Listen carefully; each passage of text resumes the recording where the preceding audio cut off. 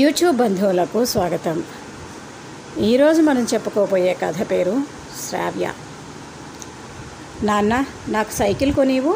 పక్కింటి నా ఫ్రెండ్ దివ్యకి వాళ్ళ నాన్న కొనిచ్చారు. ఎదురింటి దీపక్ కూడా సైకిల్ ఉంది, మరి నాకు అంటూ అమాయక మొహం వేసింది శ్రావ్య. కన్నమ్మ, నువ్వు ఈ ఏడు పరీక్షల్లో ఫస్ట్ ర్యాంక్ తెచ్చుకో, కొనిస్తా అంటూ వాళ్ళ నాన్న మోహన్ మెల్లిపెట్టగా, బా నాన్న, ప్రతిదానికి మార్కులతో లింక్ పెడతావే, నేను ఇంకా 8వ క్లాసులో నో సైకిల్తో ఉన్నా అంటూ బొంగమూతి పెట్టింది శ్రావ్య. తప్పదు తల్లి, ప్రతి పేరెంట్స్కి తప్పని తిప్పలు. మీ చదువులు మీకు మోటివేషన్ చేసి ఫిట్టింగ్ పెట్టందే చదవడం లేదుగా. ఎంతసేపు మీరు మీకోసం చదవాలంటే కూడా లంచం ఇవ్వాల్సిన పరిస్థితి.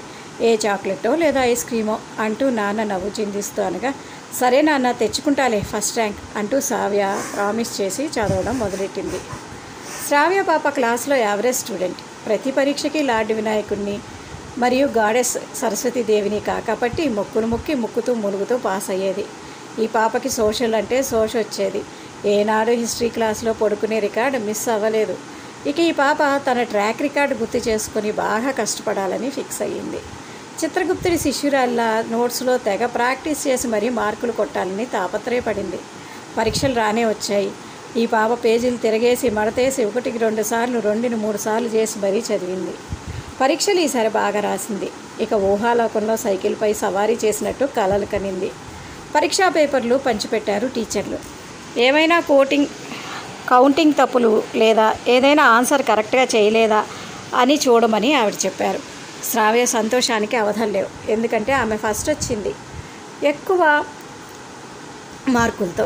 ఇక శ్రావ్య తనకిదే మార్క్స్ కార్డు కోసం తెగ ఎదురు చూసింది.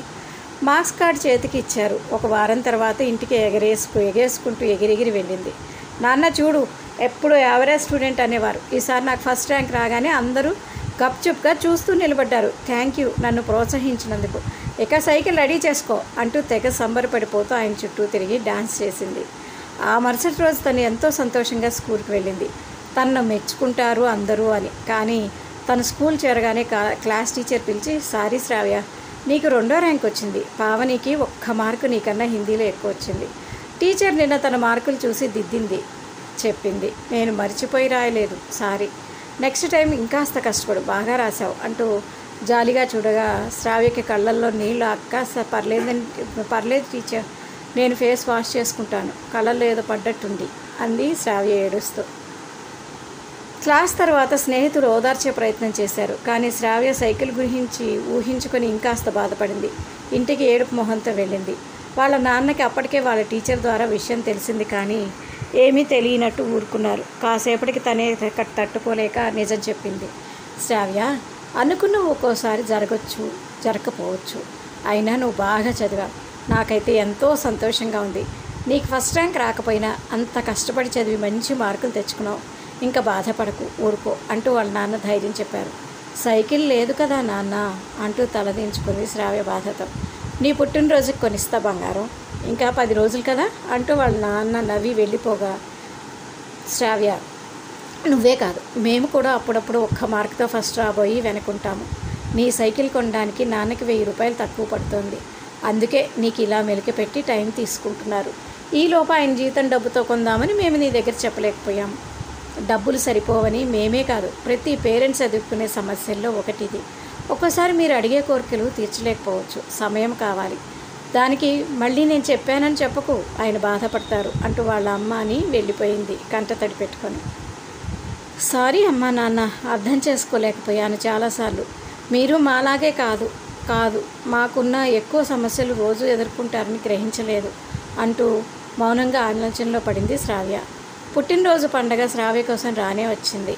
అన్నమాట ప్రకారం వాళ్ళ నాన్న ఆ రోజు దగ్గరుండి సైకిల్ తీసుకొచ్చారు. ఆ సైకిల్ తీసుకుని కావ్య ఒక చిన్న డబ్బా పేరెంట్స్కి రిటర్న్ గిఫ్ట్ ఇచ్చింది. ఏంటా అని ఆశ్చర్యంగా చూస్తూ గిఫ్ట్ డబ్బా ఓపెన్ చేశారు. అందులో కావ్య థ్యాంక్ యూ లెటర్ చూసి, మాకెందుకురా ఇది అంటూ అడగ్గా, నంతి ఇంత బాగా చూసుకుంటున్నందుకు, ఏ లోటు తెలియకుండా పెంచుతున్నందుకు మీకు నేను మాటిస్తున్నాను. నేను బాగా చదువుకొని బాధ్యతగా ఉంటాను. మిమ్మల్ని నేను బాగా చూసుకుంటాను, పెద్ద ఈ ఉద్యోగం తెచ్చుకొని అంటూ నిష్కల్మషంగా చెప్పింది శ్రావ్య. అలాగే అంటూ నవ్వేశారు ఆనంద బాష్పాలు నిండిన కళ్ళతో శ్రావ్య తల్లిదండ్రులు. శ్రావ్య ఆ సైకిల్లో రౌండ్లు కొడుతూ కేరింతలు కొట్టింది ఆ రోజంతా. తల్లిదండ్రుల త్యాగాలు కొన్ని కనపడతాయి, కొన్ని కనపడవు.